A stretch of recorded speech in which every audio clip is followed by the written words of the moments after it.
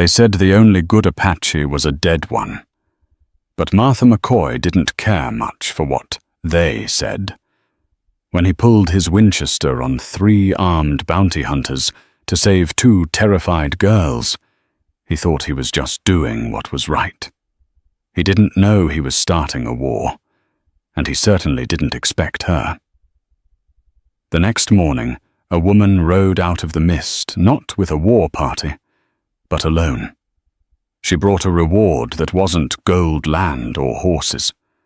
It was something that would shatter Martha's reality and uncover a secret buried in the Arizona dust for 20 years. This is the story of the reward that changed everything. The Arizona heat in 1874 didn't just make you sweat. It cooked the morality right out of a man. The air shimmered above the cracked earth of the Dragoon Mountains, distorting the horizon until the scrub brush looked like dancing ghosts. Martha McCoy wiped the grit from his forehead with the back of a leather-gloved hand. At 38, Martha was built like the land itself, lean hard and weathered by too much sun and too little kindness. He sat atop Buster, his roan gelding, watching a hawk circle a carcass a mile out. He was checking the northern perimeter of the Double Bar Ranch, a thankless job given to him by the foreman Old Man Jeb, mostly because Martha was the only hand who didn't mind the silence. But the silence was broken today, not by the wind, but by the sharp, cracking report of a pistol. Martha stiffened. That wasn't a hunter's shot. It was rapid, panicked. He spurred Buster the horse, kicking up clouds of alkali dust as they crested the ridge overlooking Dry Creek. Below the scene was a tableau of ugly cruelty common to the territory. A wagon lay overturned, its wheel spinning lazily in the air. 2 mules were dead in the traces. 3 men were circling a cluster of boulders near the creek bed. They were laughing a sound that carried jaggedly on the wind. "Come on out, little rabbits," one of them shouted. He wore a dusty duster coat and a hat with a rattlesnake band. Martha recognized him instantly. Grady Folsom, a low-rent bounty hunter who usually tracked runaway laborers or army deserters. Martha squinted. Huddled in the shadow of the rocks were 2 figures. Small, dark hair, Apache. They couldn't have been more than 12 and 14 years old. They were clutching each other, shaking their eyes wide plates of terror. Martha felt that familiar cold weight settle in his gut. The Apache problem, the newspapers called it. General Crook was sweeping the territory, and men like Grady Folsom saw any native outside the reservation as a payday, or worse, a plaything. Martha didn't think. Thinking in the territory got you killed. He slid his Winchester 1873 from its scabbard, the lever action clicking smoothly. "Grady?" Martha's voice boomed down the canyon, bouncing off the red rocks. The 3 men spun around. Grady shielded his eyes against the sun, looking up at the ridge. "Who's that McCoy?" Grady spat, recognizing the silhouette. "Get lost, Martha." "This ain't your business. We got us some strays." "They look like children to me, Grady." Martha called back, nudging Buster down the slope. He kept the rifle resting casually across his saddle horn, but his finger was inside the guard. "They're bucks in training." Grady sneered his hand, hovering near his colt. "Or breeders. Government pays 50 a head for returns. We figure we'll have a little fun before we turn 'em in." The other 2 men, greasy drifters, named Pike and Dutch, chuckled nervously. They knew Martha McCoy. They knew he had been a scout for the army before he turned to ranching. They knew he didn't miss. "Walk away, Grady," Martha said, his voice dropping an octave. "Walk away, and you get to keep breathing." Grady's face twisted. Ego was a dangerous thing in the West. "You savin' Injuns now, McCoy. You turning traitor. I'm saving my soul, Grady. Something you lost a long time ago. Grady moved. It was a twitch, a fast draw, but Martha was already there. The Winchester barked once. The bullet struck the dirt an inch from Grady's boot, kicking up a spray of gravel. Grady jumped back, cursing. "Next one takes your knee off," Martha promised. "Drop the belts, now." Pike and Dutch looked at Grady, then at the rifle, aimed squarely at them. They unbuckled their gun belts, letting them drop to the dust. Grady glared, his face purple with rage, but he slowly unhooked his holster. "You're making a mistake, McCoy," Grady hissed. "You think the town's gonna like this, or you think the Major is gonna keep you on, knowing you sided with them? Get moving." Martha jerked his head toward the south. "Before I change my mind." The three men scrambled up the bank to their horses. As Grady mounted, he turned back, pointing a shaking finger. "This ain't over. You marked yourself today, McCoy. You hear me? You're a dead man." Martha watched them ride until they were nothing but dust motes on the horizon. Only then did he exhale. He holstered the rifle and slid off Buster, walking slowly toward the boulders. The girls shrank back, pressing themselves into the sharp rock. The older one held a jagged rock in her hand, ready to strike. Her dress was torn, her knees scraped raw. Martha stopped 10 feet away. He raised his hands, palms open. "Sick is," he said softly. It was the Apache word for friend, or at least brother. He'd learned a smattering of the language during his scouting years, mostly to avoid getting an arrow in his throat. The older girl's eyes widened. She lowered the rock slightly, but didn't drop it. "I'm not going to hurt you," he said in English, then tapped his chest. "Martha." He reached into his saddlebag and pulled out a canteen and a strip of dried beef. He set them on a flat rock and took 3 steps back. The younger girl, who had been weeping silently, looked at the water. The thirst won out. She scrambled forward, grabbing the canteen. The older girl tried to stop her, scanning the ridges for more enemies, but eventually she drank too. Martha waited. He knew he couldn't leave them here. The coyotes would get them by sundown, or Grady would circle back with more men. But taking them to the ranch, that was suicide. The ranch owner, Major Holloway, was an Indian fighter from way back. He looked at the sun. It was dipping low, painting the sky in violent shades of bruised purple and blood orange. "Come," Martha said, motioning to his horse. "Safe place." The older girl looked him in the eye. For a moment, Martha felt like he was being judged by a queen, not a child. She nodded once. He lifted the younger one, who was light as a bird, onto Buster. The older one climbed up behind her. Martha took the reins and began to walk. It would be a long trek to his private cabin, a shack he kept near the edge of the property line, away from the main bunkhouse. He didn't know it yet, but as he led the horse through the deepening shadows, he was walking away from his old life forever. The cabin was little more than rough-hewn timber and mud chinking huddled under the shelter of a massive cottonwood tree. It smelled of wood smoke, tobacco, and loneliness. Martha ushered the girls inside. He lit a kerosene lamp, the yellow light pushing back the gloom. The girls stood in the center of the room, looking at the alien artifacts of a white man's life. A tin coffee pot, a shelf of tattered books, a singular framed photograph of a woman turned face down on the table. "Sit," Martha said, pointing to the cot. He went about making a fire in the stove. The domestic routine, chopping kindling, striking a match, seemed absurdly normal after the violence of the afternoon. When the coffee was boiling, he poured 3 tin cups. He added a heavy dollop of molasses to 2 of them. "Sweet," he said, handing the cups to them. The younger girl, whose name he learned was Kimi, took a sip and smiled. It was a small, fragile thing, that smile, but it lit up the room. The older girl, Apache, remained stoic. She watched Martha with the intensity of a hawk. "Where is your mother?" Martha asked, gesturing vaguely to the north toward the reservation lands. Apache's face tightened. She made a motion with her hand, a sweeping gesture across the chest.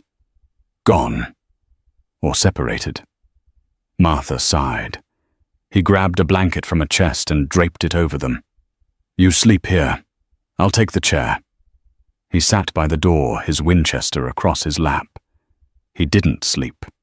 Every snap of a twig, every hoot of an owl made his hand tighten on the stock. He knew Grady Folsom. The man was a coward, which meant he wouldn't come back alone. He'd go to town. He'd spin a yarn about how a crazy ranch hand shot at him to protect hostiles. By tomorrow noon, Sheriff Bull Higgins might be riding out here. Martha looked at the sleeping girls. In the firelight, their features were soft. They looked like his sister did years ago, before the fever took her.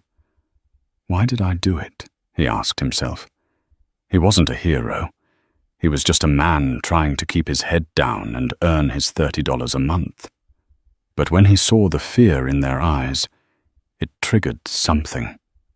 A memory he had tried to drown in whiskey for a decade. San Carlos, 1864. The screams, the smoke. He had been a soldier then. He had followed orders. And he had hated himself every day since. "Never again," he whispered to the darkness. The night dragged on. Around 3 a.m. Apache woke up. She saw Martha awake watching the door. She stood up and walked silently across the floorboards. She pointed to the Winchester, then to the door. "Bad men?" she asked in broken English. Martha nodded. "Bad men." She reached into a pouch at her belt and pulled out a small carved turquoise stone. She placed it on the table next to his hand. "Protection," she said. Martha touched the cool stone. "Thank you." She went back to sleep. Martha stared at the stone until the sun began to bleed through the cracks in the shutters. Morning brought a heavy mist that clung to the valley floor, turning the world into a grey ocean. Martha stepped out onto the porch to stretch his stiff back. The air was cool and damp. He was about to head to the well when he heard it. The rhythmic clop, clop, clop of a horse approaching at a walk. Martha spun, grabbing the rifle leaning against the doorframe. He levered around. "Stay inside," he hissed to the girls. From the white wall of mist, a shape materialized. It wasn't Sheriff Higgins. It wasn't Grady and his gang. It was a single rider, an Appaloosa horse, spotted and strong, and on its back sat a woman. She wore buckskins dyed a deep indigo, adorned with intricate beadwork that must have taken years to complete. Her black hair hung in 2 heavy braids wrapped in otter fur. She sat tall, her posture regal, radiating a power that made the air feel thin. She held no weapon. Her hands rested on the pommel of her saddle. Martha lowered the rifle slightly, but didn't uncock it. "That's close enough." The woman pulled the horse up 10 yards from the porch. She looked at Martha. Her eyes were dark, intelligent, and fierce. They were the eyes of a wolf assessing a threat. "I am looking for my daughters," she said. Her English was crisp, accented, but remarkably clear. Martha felt a jolt. This wasn't a reservation squaw, begging for scraps. This woman carried herself like royalty. "Who are you?" Martha asked. "I am Nalin," she said, "and I believe you have something that belongs to my heart." Just then the door creaked open. Kimmy ran out, shouting something in Apache. She sprinted past Martha and threw her arms around the horse's leg. Narlin's stoic mask cracked. A look of sheer, agonizing relief washed over her face. She slid from the saddle with a grace that defied the muddy ground and embraced her child, burying her face in the girl's hair. A pony followed slower, hugging her mother from the side. Martha watched, feeling like an intruder in a sacred moment. He lowered the rifle completely. After a long minute, Narlin stood up. She kept her hands on her daughter's shoulders, anchoring them to her. She turned her gaze back to Martha. "You saved them," she stated. It wasn't a question. "I did," Martha said. 3 men, bounty hunters. They're gone, but they won't stay gone. Narlin nodded slowly. She reached into her saddlebag. Martha tensed, wondering if she was reaching for a knife. Instead, she pulled out a leather-wrapped bundle. It was old, the leather cracked and stained with age. It was tied with a cord of braided horsehair and silver thread. She walked up the steps of the porch, the girls clinging to her waist. She stood toe-to-toe with Martha. He could smell sage and rain on her clothes. "A debt is a chain," Narlin said. "I will not be chained. You saved the life of my blood. So I offer you this." She held out the bundle. "I don't want payment, ma'am," Martha said, shaking his head. "I didn't do it for gold." "This is not gold," Narlin said, her voice dropping to a whisper that sent a shiver down Martha's spine. "It is a key, a truth. It belonged to a man named Jeremiah McCoy." Martha felt the blood drain from his face. The world seemed to tilt on its axis. "Jeremiah," Martha choked out. That was my father. He died 20 years ago, killed by Apaches in the raid of '54. Narlin's eyes held a sorrow that was deep and ancient. "That is the story you were told, Martha McCoy. But it is not the truth. Open it."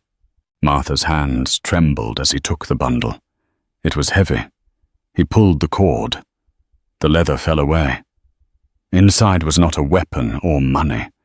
It was a heavy, rusted iron lockbox and a neatly folded Union Army coat with a bullet hole over the heart. But it wasn't the coat that stopped his heart. It was the letter resting on top. The handwriting was unmistakable. It was his father's script. But the date on the letter was 1860, 6 years after his father was supposed to be dead. "What is this?" Martha whispered, looking up at Narlin. "What kind of game is this, Wool?" "No game," Narlin said. "Your father did not die in the raid. He was taken. He lived among us. He became one of us. And before he died, truly died, he left this for his son. He said it was the reward for the man who would one day save his spirit." She gestured to the girls. "My daughters are his granddaughters. You did not just save strangers, Martha. You saved your own blood." Martha looked from the letter to the girls. He looked at their eyes, the shape of the nose, the set of the jaw. He saw it now, the ghost of his father in a pony's stare. The silence was shattered by the distant echoing sound of a bugle. Martha snapped his head up. He looked toward the ridge. A line of dust was rising. Blue coats, the cavalry, and riding at the front, the white duster of Grady Folsom. "They're coming," Martha said, his voice hard as iron. Narlin looked at the approaching dust, then at Martha. "Then we fight together. Uncle." The word uncle hung in the air, heavier than the gun smoke that would soon follow. Martha stared at Narlin. his mind reeling, trying to reconcile the memory of his hard-drinking, distant father with the man this Apache woman described. But there was no time for questions. The bugle call cut through the morning mist again, closer this time. "Get inside," Martha barked, his voice dropping into the flat, commanding tone of a sergeant. "A pony, get the horses to the back of the corral. Keep them low. If they start shooting you, cut them loose. Better they run than get shot." Nalin moved instantly. There was no hesitation, no second-guessing his command. She pushed Kimmy toward the door, then turned back. "I need a weapon." Martha didn't hesitate. He reached above the mantel and pulled down an old Henry repeater, a relic from the war, but reliable. He tossed it to her, along with a box of .44 rimfire cartridges.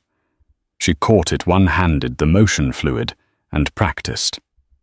"Do you know how to use that?" he asked.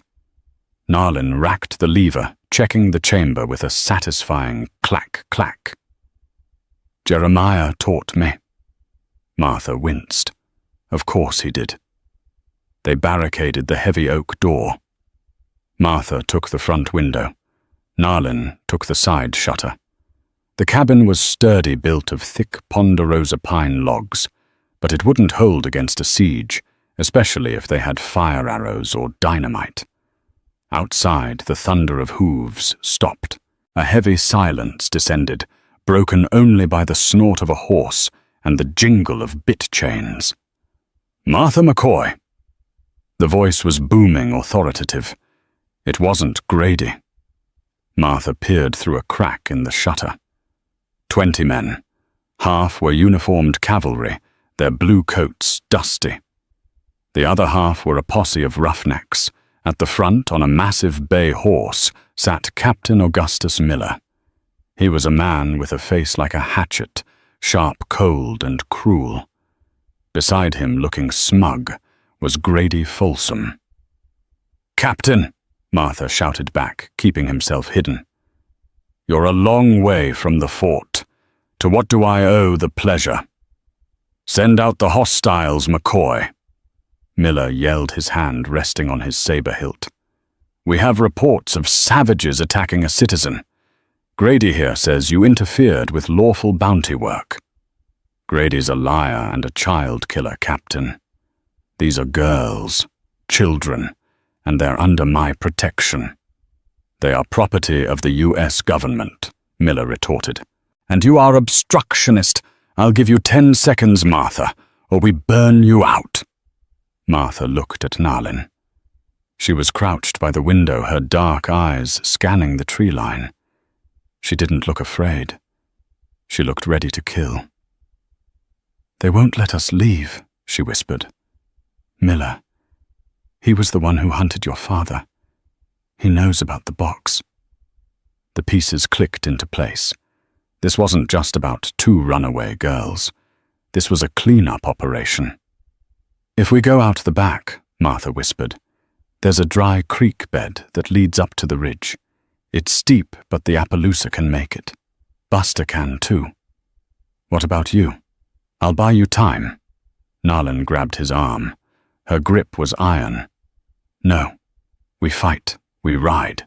Together. That is the Apache way." "Time's up," Miller shouted. The first volley shredded the silence. Bullets punched through the wood, sending splinters flying like shrapnel. Glass shattered. Kimmy screamed from under the table. Martha popped up, firing the Winchester. Crack, crack, crack. 2 of the posse men dropped from their saddles. Nalin was firing too, her shots measured and calm. She hit a trooper in the shoulder, spinning him around. "They're flanking," Nalin shouted, pointing to the left. 3 men were sprinting toward the side of the cabin, torches in hand. "Cover me!" Martha kicked the back door open. He stepped out onto the small porch, exposed. He raised the rifle and fired 3 rapid shots. The lead torchbearer crumpled. The other 2 scrambled behind the water trough. "Go get the horses!" Martha roared. Narlin dragged the girls out the back. Apone had the horses ready. They mounted in a blur of motion, Narlin pulling Kimmy onto the Appaloosa Apone, leaping onto Buster behind the saddle. Martha vaulted onto Buster, nearly losing his grip as a bullet tugged at his sleeve, tearing the fabric and grazing the skin. He hissed in pain, but kicked the horse into a gallop. "Heya!" They tore out of the corral, heading straight for the steep incline of the dry creek. "They're running!" Grady screamed from the front of the house. Martha turned in the saddle, firing blindly behind him to keep their heads down. They hit the slope. The horses' scrambled hooves striking sparks against the granite. It was a treacherous climb, a suicide run for lesser riders. Bullets whined off the rocks around them. One struck the ground inches from the Appaloosa's hoof, but the spotted horse didn't falter. It climbed like a mountain goat. As they crested the ridge, Martha looked back. The cabin was already smoking, the front porch engulfed in flames. Captain Miller was staring up at them, his face a mask of fury. They dropped over the other side of the ridge, vanishing from the army's sight, plunging into the labyrinth of the Dragoon Mountains. They were alive, but they were hunted, and they had nowhere left to go but deeper into the wild. They rode hard for 3 hours, weaving through slot canyons and over wind-swept mesas where the rock was too hard to leave a trail. Martha let Narlin lead. She knew this land in a way he never would. She knew the veins and arteries of the desert. By late afternoon, the heat was a physical weight. They reached a hidden box canyon, accessible only by a narrow fissure in the rock wall that looked like nothing more than a shadow from a distance. Inside it was cool, shaded by towering red walls with a trickle of spring water feeding a patch of green grass. Martha slid off Buster and nearly collapsed. The graze on his arm was bleeding sluggishly, soaking his shirt sleeve. His adrenaline was crashing. Narlin was there instantly. She didn't ask permission. She took a knife from her belt and slit his sleeve open.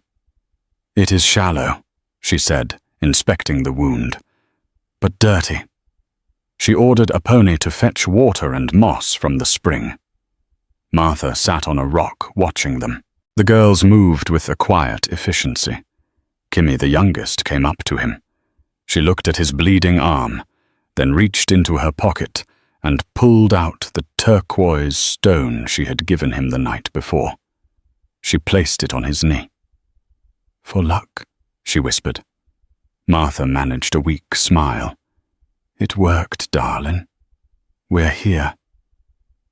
Narlin cleaned the wound with the water and applied a poultice of chewed sage and moss, binding it with a strip of cloth from her own tunic. Her hands were gentle, contrasting with the violence of the morning. "Thank you," Martha said. She sat back on her heels, wiping her hands. "You fight well for a white man. You fight like Jeremiah." The name hung between them again. Martha looked at the leather-wrapped bundle tied to his saddle horn. He reached for it, his hand heavy. "It's time," he said. "I need to know." He placed the iron box on a flat stone between them.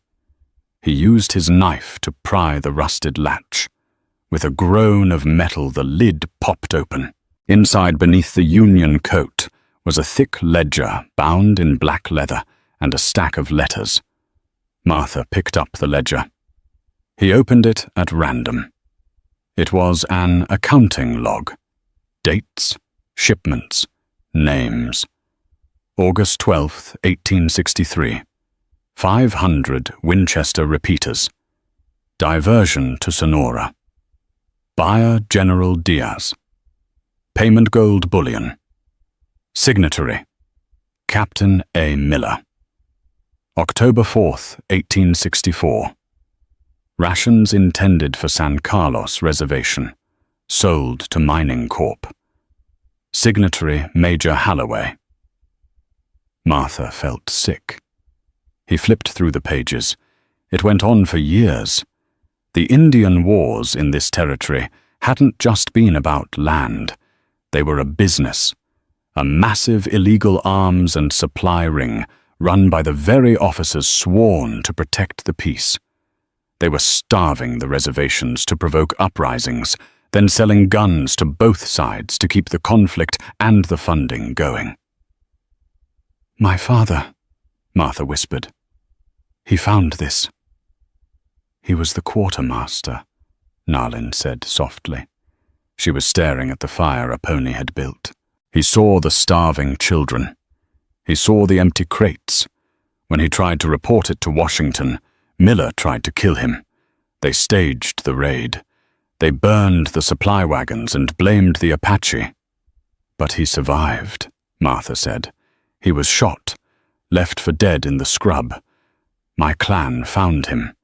We were going to kill him." Nalin admitted, her eyes meeting Martha's. "But he spoke our tongue. He begged not for his life, but for us to take the evidence.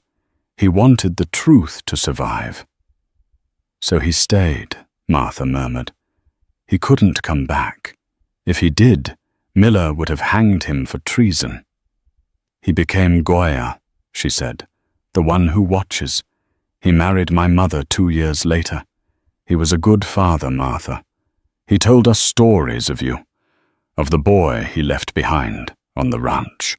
He said you had a heart of iron, but a soul of cotton." Martha felt tears prick his eyes. He blinked them away angrily. For 20 years he had hated his father for abandoning him and his mother. He had thought Jeremiah was a drunk who got himself killed. Instead, the man had sacrificed his life to protect a truth that could save thousands. And now Miller knows the girls are alive. Martha realized a cold dread washing over him. He knows they are Jeremiah's blood. He thinks they know where the ledger is. "He will not stop," Nalin said. "He cannot afford to."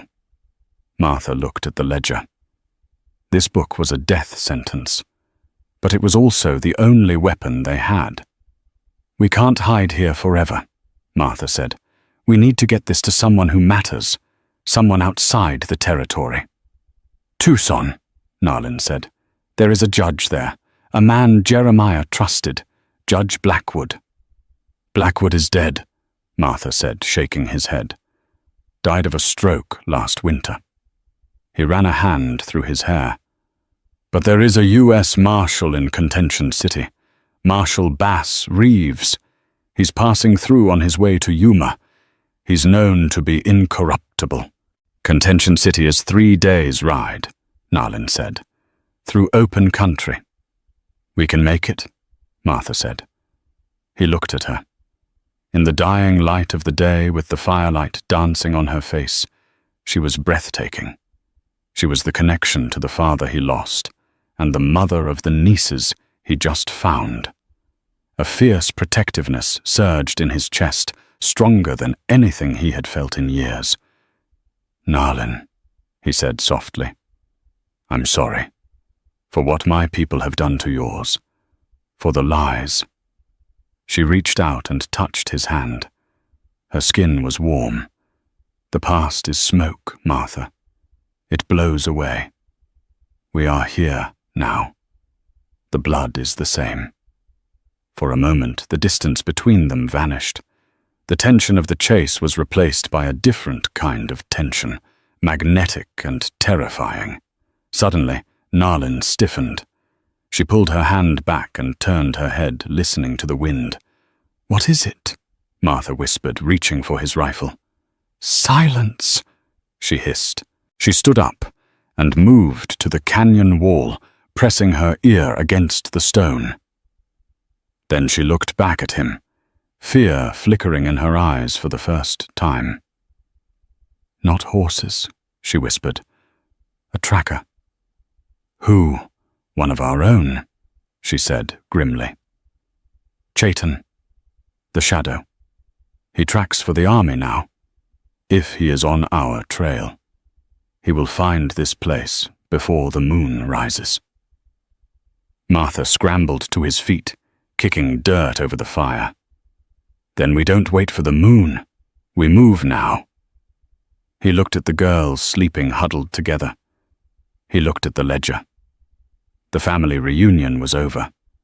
The hunt was back on. The moon had not yet risen, leaving the canyon plunged in an abyssal blackness. The only light came from the explosion of stars overhead the Milky Way, a bruised smear across the heavens. They moved in silence. Narlin had wrapped the horses' hooves in strips of blanket to muffle the sound on the rock. They walked the animals, unwilling to risk a broken leg in the dark. Martha brought up the rear. His rifle unslung, his eyes straining against the gloom. He felt the presence of Chaitan before he saw him. It was a prickle on the back of his neck, a primal instinct that humanity had mostly bred out of itself, but which war had beaten back into Martha. He's here. Narlin. Martha whispered the sound barely louder than a breath. She stopped instantly. She didn't turn around. She knew. High ground, she breathed. They were in a narrow throat of the canyon called the Narrows. The walls rose sheer on both sides, hundreds of feet up. If Chaitan was above them, they were fish in a barrel. A pebble skittered down the rock face to their left. It hit the ground with a sharp clack. Martha raised his Winchester toward the sound, aiming blindly into the obsidian shadows. Don't shoot, Narlin hissed. The flash will blind you. He is waiting for it. He's herding us. Martha realized, his grip tightening on the stock. He's not trying to kill us yet. He's pushing us toward the north exit, toward the flats.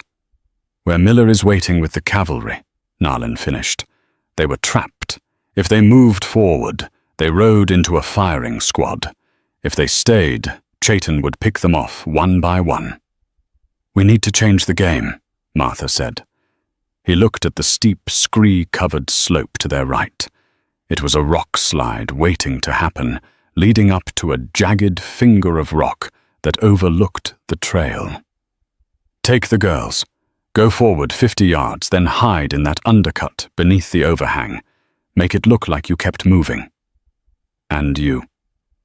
I'm going to introduce myself to your friend. Narlin looked at him, her eyes fierce in the starlight. He is not a man, Martha. He is a ghost. He will cut your throat before you hear his step. I've been hunting ghosts since '64. Martha lied. He was terrified. Narlin hesitated, then squeezed his hand a brief, desperate pressure. She melted into the darkness with the girls and the horses. Martha moved. He didn't go up the slope. He scrambled into a pile of driftwood debris left by a flash flood years ago, wedging himself into a gap between two dead logs. He lay flat, covering himself with dry brush. He slowed his breathing until his heart was a slow, heavy drum in his ears. He waited. 10 minutes passed, then 20. The silence was absolute. Then a shadow detached itself from the canyon wall. Chaitan moved like pouring water. He wore moccasins that made no sound. He carried a Sharps rifle, a long-range buffalo gun. He was scanning the trail, looking for the tracks that suddenly ended. He stopped 10 feet from where Martha lay. Chaitan crouched, touching the ground. He sensed something was wrong. The prey had vanished. Martha slowly, agonizingly shifted the barrel of his Winchester through the brush. The lever clicked a tiny metallic sound. Chaitan spun his reaction time inhuman. He fired from the hip. The heavy, .50 caliber bullet smashed into the log inches from Martha's head, sending a shower of wood splinters into his face. Martha didn't flinch. He pulled the trigger. Bang! Chaitan jerked back, a grunt of surprise escaping him. Martha had aimed for the leg. He needed him alive, or at least disabled. "Drop it!" Martha roared, racking the lever and rising from the debris. Chayton fell to one knee, clutching his thigh. Blood bloomed dark against his leggings, but the man didn't look afraid. He looked annoyed. He tossed the Sharps rifle aside. "McCoy," Chayton said. His voice was like grinding gravel. "The traitor scout. I'm not the one hunting women and children for a paycheck, Chayton." "I hunt for order," Chayton spat. "Miller brings order. The reservation is order. You bring chaos. Miller brings death, and he's using you to cover his tracks." Martha took a step forward, keeping the bead on Chayton's chest. "We have the book, Chayton. The ledger." Jeremiah kept it. Chayton froze. The name Jeremiah hit him like a physical blow. "The white ghost is dead," Chayton said, but his voice wavered. "No." Narlin's voice rang out. She emerged from the shadows behind Chayton, her own rifle raised. "He lived, he watched, and he wrote down every ounce of grain you and Miller stole from our people." Chayton looked between them. The pain in his leg was clearly agonizing, but he ignored it. "If Miller knows you have the book, he will burn the territory to ash to get it." "He's trying," Martha said. "But we're going to Contention City. We're giving it to Bass Reeves." Chayton let out a low, bitter laugh. "Reeves the lawman." "He is one man. Miller has a squadron." "Then we'll fight," Narlin said. Chayton looked at Narlin. A flicker of something respect passed over his stoic face. He reached into his belt. Martha tensed finger on the trigger. But Chayton didn't pull a knife. He pulled a pouch of tobacco and threw it on the ground. "Miller is not at the north exit," Chayton said softly. "He is circling to the east, to the ghost town of Whispering Ridge. He knows you need water. He has poisoned the wells in the flats." Martha lowered the rifle slightly. "Why tell us?" "Because Jeremiah gave me my first rifle," Chayton whispered, "and because I am taught of the taste of boot polish." He looked at his wounded leg. "Leave me. I will tell them I lost the trail." Martha looked at Narlin. She nodded once. "Go," Martha said. "But if I see you again, I aim for the head." "You won't see me," Chayton said. He leaned back against the rock, closing his eyes. Martha and Narlin retreated, grabbing the horses and the girls. They rode hard to the west, away from the flats, angling toward the jagged peaks that marked the path to Contention City. They had escaped the shadow, but they were riding straight into the fire. The sun rose like a bloody eye over the Dragoon Mountains.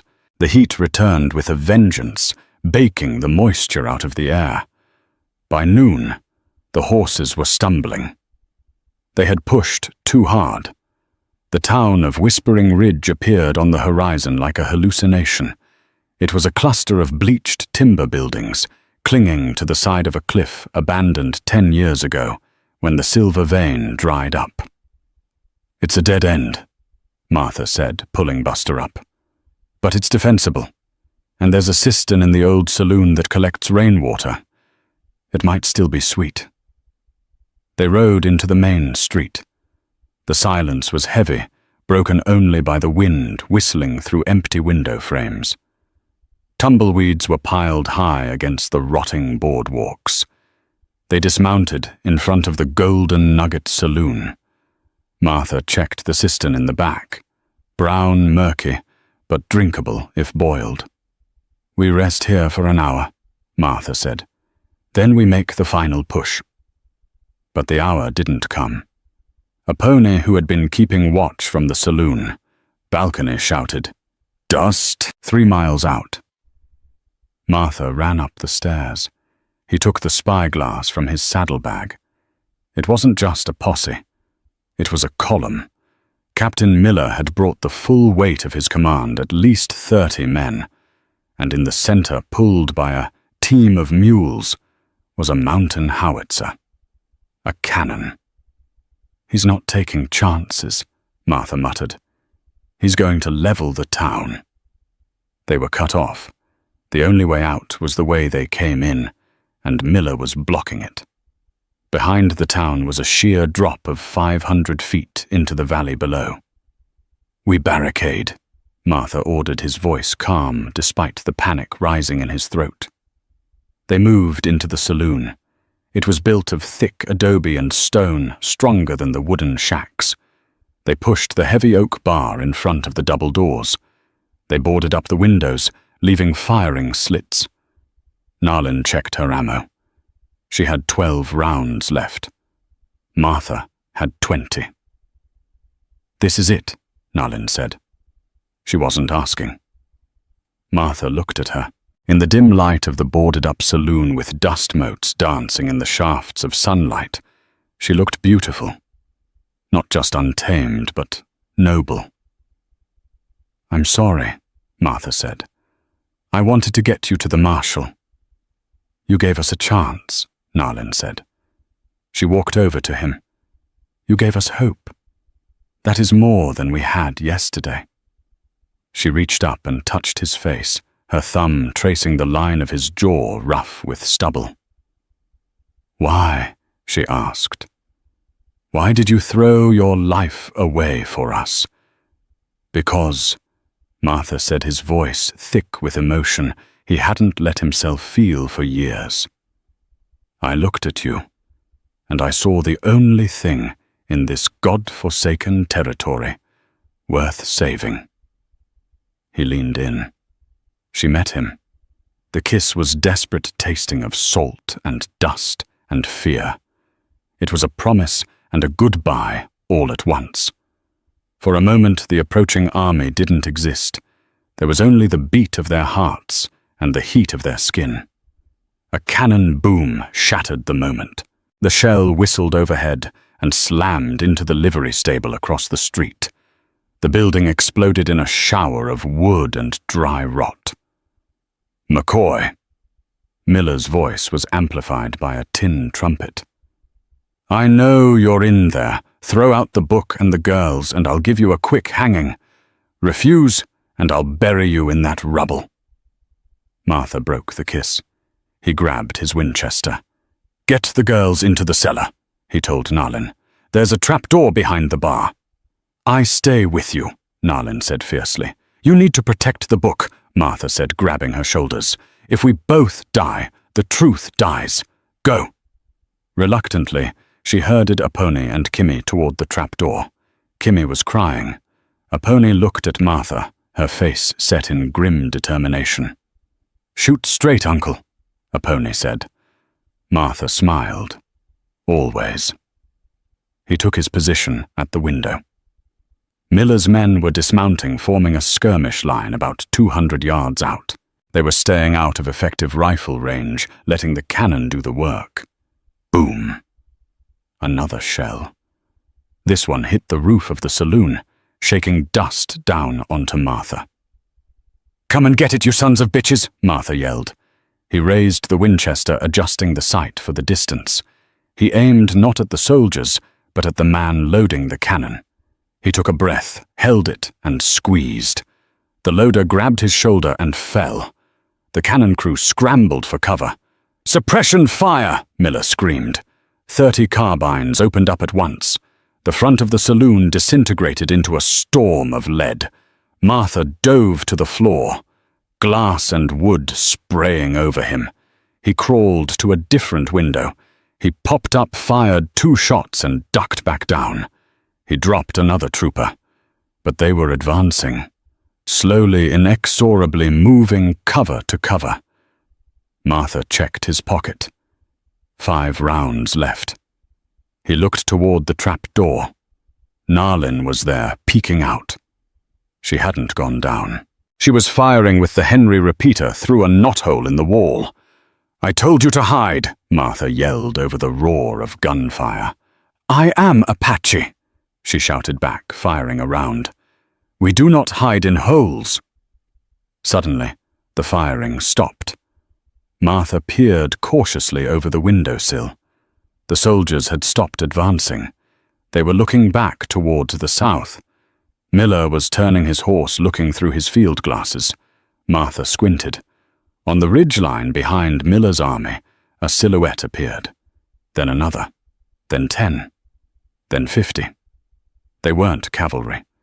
They didn't wear uniforms. They were mounted on painted ponies. They held lances and rifles. "Apache," Martha breathed. Nalin stood up, moving to the window. A look of awe crossed her face. "Not just Apache," she whispered. "That is Cochise." The legendary chief sat on a white stallion, overlooking the battlefield like a judge from the Old Testament. And beside him sat a man with a bandaged leg, Chaitan. He hadn't just left. He had gone for help. Miller shouted orders, panic edging into his voice. "Form ranks, rear guard, action, pivot." The cannon swung around, aiming at the ridge. But before they could fire, a war cry tore through the air, a sound that made the blood freeze. The riders on the ridge kicked their horses into a charge. "They brought the war," Martha said, watching the tide of warriors descend. "No," Nalin said, chambering her last round. "They brought the justice." Martha looked at her. "Ready." "Ready." Martha kicked the front door open. "Let's catch them in the crossfire." They stepped out onto the porch of the Golden Nugget, rifles raised as the valley of Whispering Ridge erupted into total chaos. The battle for Whispering Ridge was short, brutal, and loud. The thunder of hooves shook the ground as Cochise's warriors rammed into the rear of Miller's formation. It wasn't a skirmish. It was a reckoning. The surprise was absolute. Martha and Nalin stood on the porch of the Golden Nugget, caught in the eye of the storm. Miller's men were panicked, trapped between the anvil of the Apache charge and the hammer of the two sharpshooters in the saloon. The carefully drilled discipline of the cavalry disintegrated into a chaotic rout. Captain Miller, realizing his command was crumbling, made a desperate decision. He spurred his massive bay horse not toward the Apache, but straight for the saloon. He knew where the ledger was. If he couldn't win the battle, he would destroy the evidence and the witnesses. "He's coming!" Martha shouted, shoving Nalin behind a thick timber pillar as Miller fired his revolver wildly. Bullets chewed up the floorboards, sending splinters flying like shrapnel. Miller was screaming, his face a mask of purple rage foam gathering at the corners of his mouth. He rode the horse right up the stairs, the animal crashing through the flimsy railing onto the porch with a terrifying clatter of hooves. Martha leveled his Winchester at the captain's chest, but when he pulled the trigger, the hammer clicked on an empty chamber. He was out. Miller laughed a wet, manic sound. He leveled his Colt at Martha's heart. "Die, you traitorous dog!" Bang! The sound was deafening. But the shot didn't come from Miller, and it didn't come from Martha. A spray of red mist erupted from Miller's chest. The captain looked down, stunned at the ruin of his uniform. He swayed the pistol slipping from his nerveless fingers and toppled backward off his horse, landing in the dust with a heavy final thud. Martha spun around. Standing in the doorway of the saloon was Apache. The young girl held the old Henry repeater smoke drifting lazily from the barrel. The recoil had bruised her shoulder, but her eyes were dry and hard. She had not hesitated. She had taken the shot her mother couldn't. She had saved them all. Silence fell over the street. The cavalry, seeing their leader dead and themselves surrounded by 50 armed warriors, threw down their weapons. The dust began to settle, coating the dead and the living alike. Cochise rode forward. The great chief was older than Martha expected, his face a map of deep lines, etched by wind and war. But his back was straight as a lance. He stopped his white stallion in front of the porch. Chayton rode beside him, his leg bandaged, looking at Martha with a nod of grudging respect. Nalin walked down the stairs, a pony and Kimi flanking her. She spoke to Cochise in their tongue, a rapid, fluid exchange that sounded like water flowing over stones. She gestured to Martha, then to the girls, and finally to the body of Miller. Cochise turned his gaze to Martha. He looked the cowboy up and down, measuring his soul. "My daughter says you have the heart of a bear," Cochise said, in heavily accented but powerful English. "She says you returned the blood of our people." "I just did what was right," Martha said, leaning against the porch railing, feeling the exhaustion finally hit him like a physical weight. Cochise looked at the leather-bound ledger that Nalin now held in her hands. "And this," Martha said, straightening up, "this is the truth. It's the end of the lies." 3 days later, the office of U.S. Marshal Bass Reeves in Contention City was quiet, smelling of old paper and gun oil. The legendary lawman sat behind his desk, reading the ledger. He adjusted his wire-rimmed spectacles, his dark face impassive, though a muscle in his jaw jumped as he read the entries about the starvation rations and the illegal arms sales. He closed the book with a heavy thump. He looked at Martha, who was cleaned up, but still wore his battered hat. He looked at Nalin, who stood by the window, uncomfortable in the confines of the town, watching the street. "This will hang a dozen men," Reeves said, his voice a deep rumble. "Senators, generals. It will shake the territory to its foundations. I'll see it gets to the federal court in Yuma personally." "Good," Martha said. "And you," Reeves said, looking at Martha, "you know you can't go back to the double bar. Major Holloway will have men looking for you before the sun sets." "I know," Martha said. "I'm done with ranching, done with orders." "So where will you go?" Martha looked at Nalin. She turned from the window and smiled, a real smile this time, one that reached her eyes and softened the fierce lines of her face. "North," Nalin said. "To the high country, where the water is cold and the air is clear. My people have a camp there. There is room for family."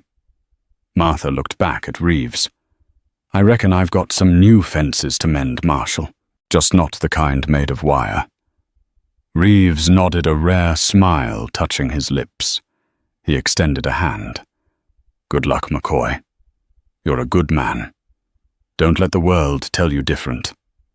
Martha shook it. Then he walked out into the blinding Arizona sun. Nalin was waiting by the horses. A pony and Kimi were already mounted, laughing as they raced their ponies down the dusty street, free of fear, for the first time in their lives. Martha mounted Buster. He looked at the town one last time, the saloons, the jail, the civilization that had called him a traitor. Then he turned his back on it. He looked at Nalin. "Ready to go home?" he asked. "Yes," she said. "Home." They rode out together, two worlds merging into one, leaving the dust and the blood behind them, riding toward the purple peaks of the mountains, where the air was free. Martha McCoy lost his job, his home, and his standing in the civilized world that day. But looking at the family riding beside him, he knew he had gained the only reward that truly mattered, a life worth living. The ledger of Jeremiah McCoy eventually brought justice to the territory, but the real story was the bond forged in the fire of Dragoon Creek, a reminder that sometimes the family you choose is stronger than the blood you're born with. If you enjoyed this tale of justice romance and the wild grit of the West Smash, that like button it helps us saddle up for more stories just like this one. Don't forget to subscribe and hit the bell icon so you never miss a ride. And tell me in the comments below, would you have opened the box or walked away? Until next time, keep your powder dry.